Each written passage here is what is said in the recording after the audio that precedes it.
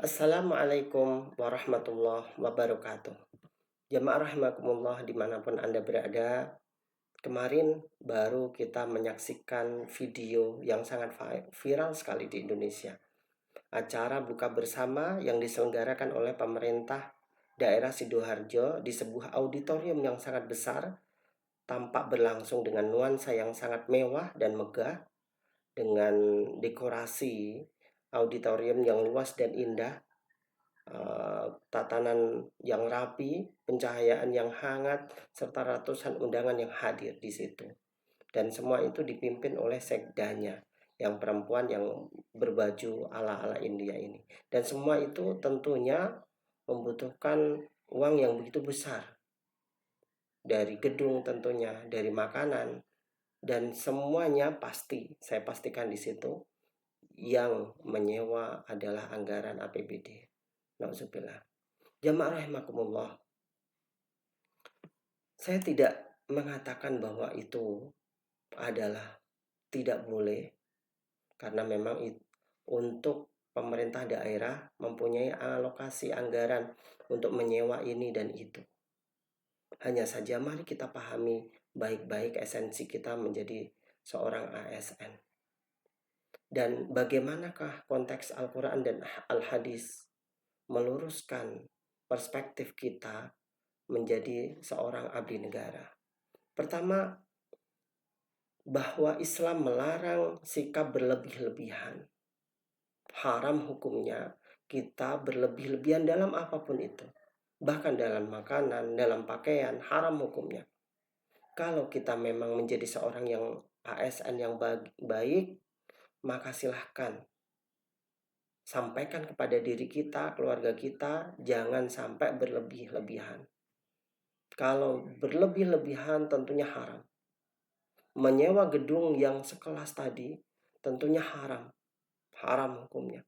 Karena memang meskipun itu sudah diatur anggarannya sedemikian rupa oleh pemerintah daerah, tapi alokasi kalau memang berlebih-lebihan haram hukumnya di saat masyarakat kita ini dalam kondisi ekonomi yang kurang baik. Di saat perang dunia III sedang berkecamuk di Iran serta Israel sana. Tentunya harus menjadi introspeksi kita bersama. Apakah rakyat saya dalam kondisi baikkah? Mereka sudah makankah? Ataukah jalan-jalan yang ada di Sidoarjo sudah tertata dengan baik tanpa ada lubang-lubang? Ini menjadi catatan utama kita. Yang kedua, pemimpin harus memberi tauladan yang sederhana. Kita contohkan seorang Umar bin Al-Khattab, seorang khalifah yang kedua setelah Rasul Shallallahu Alaihi Wasallam. Diceritakan beliau hanya mempunyai 2 lembar pakaian. Bukannya tidak mampu, tidak, karena beliau sudah digaji atau mendapatkan gaji dari APBN ketika waktu itu, Baitul Mal ketika waktu itu. Namun lihatlah kesederhanaan beliau. Beliau hanya mempunyai 2 lembar pakaian saja. Pernah di situ Umar bin Khattab telat ketika waktu menyampaikan khutbah Jumat. Kenapa telat? Karena memang beliau hanya mempunyai 2 lembar pakaian, yang satu dicuci, yang satu najis. Sehingga nunggu kering baru setelah itu berangkat ke masjid. Subhanallah. Seorang khalifah yang pasti masuk surga hanya mempunyai 2 lembar pakaian. Bukan berlebih-lebihan seperti pejabat kita. Anda hanya seorang pejabat. Anda hanya seorang ASN. Gaji Anda tentunya mengalir dari uang-uang rakyat. Gaji saya pun demikian.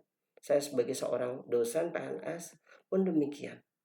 Tapi haruslah menjadi pemimpin yang sederhana, teladan bagi masyarakat kita.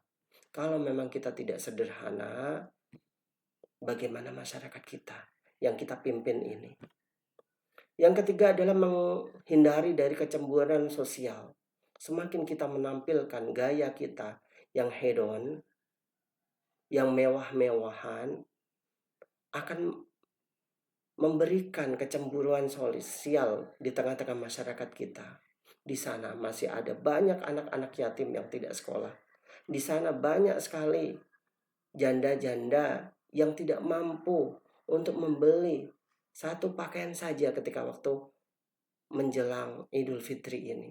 Sementara kita bermewah-mewahan membeli ini itu, berdandan ala-ala India seperti itu, haram hukumnya jamaah. Yang ketiga adalah mencegah potensi penyalahgunaan jabatan. Kita lihat kalau orang semakin hedon, semakin memperlihatkan gayanya yang hebat, maka disitulah celah penyalahgunaan jabatan. Karena memang dia mengejar kekayaan.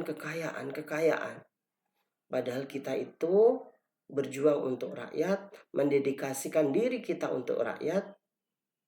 Kalau memang rakyat kita sudah terjamin kehidupannya, barulah kita kemudian naik derajatnya. Baru itu menjadi seorang pemimpin yang amanah. Ingat jamaah rahimakumullah, kullukum ra'in wa kullukum mas'ulun an ra'iyati. Setiap kalian adalah pemimpin, setiap kalian akan mempertanggungjawabkan kepemimpinannya dengan pasti di hadapan Allah. Mampu enggak? Pertanyaannya di akhirat nanti. Kita mempertanggungjawabkan kepemimpinan kita. Bahkan Umar bin Khattab sendiri pernah menangis jemaah. Menangis, ada seorang perempuan yang mempunyai anak sepanjang malam itu nangis. Karena lapar. Dan Umar bin Khattab mengatakan kepada sang ibu, wahai ibu, ente umusu, engkau adalah ibu yang kurang baik, yang jahat, membiarkan anakmu menangis sendiri di tengah malam seperti ini. Kemudian ibu itu mengatakan ini adalah kesalahan Umar. Dia menjadi khalifah tapi tidak tahu bagaimana kondisi kami ini. Menangis Umar bin Khattab mendengar itu. Mohon jangan tuntut Umar bin Khattab atas ketidaktahuannya. Balik dia ke Baitul Mal membawa sekarung gandum, dipikulnya sendiri oleh ajudannya, dikatakan, wahai khalifah, wahai Amirul Mukminin, biar aku yang memikulnya. Kemudian beliau, Umar bin Khattab, mengatakan kepadanya, apakah engkau mampu memikul tanggung jawab besarku ini di hadapan Allah? Akulah khalifah, akulah yang wajib untuk menunaikan semua ini. Subhanallah. Jamaah, inilah sosok seorang pemimpin yang luar biasa, yang pasti dijamin oleh Allah Subhanahu wa taala akan surganya. Yang terakhir adalah bagaimana kita menjaga keadilan. Keadilan dalam apapun itu. Jangan sampai memilih antara orang yang kaya yang kita layani lebih dahulu daripada orang yang miskin. Haram hukumnya. Tidak boleh. Kita sama. Yang saya pimpin adalah seorang mahasiswa, saya adalah seorang dosen. Tentunya saya akan menyamaratakan semuanya dosen. Saya akan mendedikasikan diri saya untuk mahasiswa saya. Saya tidak pernah telat ketika waktu ngajar. Saya menjadi seorang dosen profesional, berceramah, PKM di tengah-tengah masyarakat, menulis, bimbingan skripsi dan lain sebagainya. Ini ingin saya tunjukkan bahwa sesungguhnya saya insya Allah akan mempertanggungjawabkan kondisi saya sebagai seorang ASN. Jangan sampai saya telat ke kantor, jangan sampai saya telat mengajar, jangan sampai saya tidak membalas WA mahasiswa saya. Karena ini adalah tanggung jawab besar saya untuk mendidik mereka, mengarahkan mereka, menjadikan mereka sosok yang panutan dan lain sebagainya. Ini yang ingin saya sampaikan di hadapan jamaah semua. Semoga bermanfaat untuk kita semuanya. Terima kasih. Wassalamualaikum warahmatullahi wabarakatuh.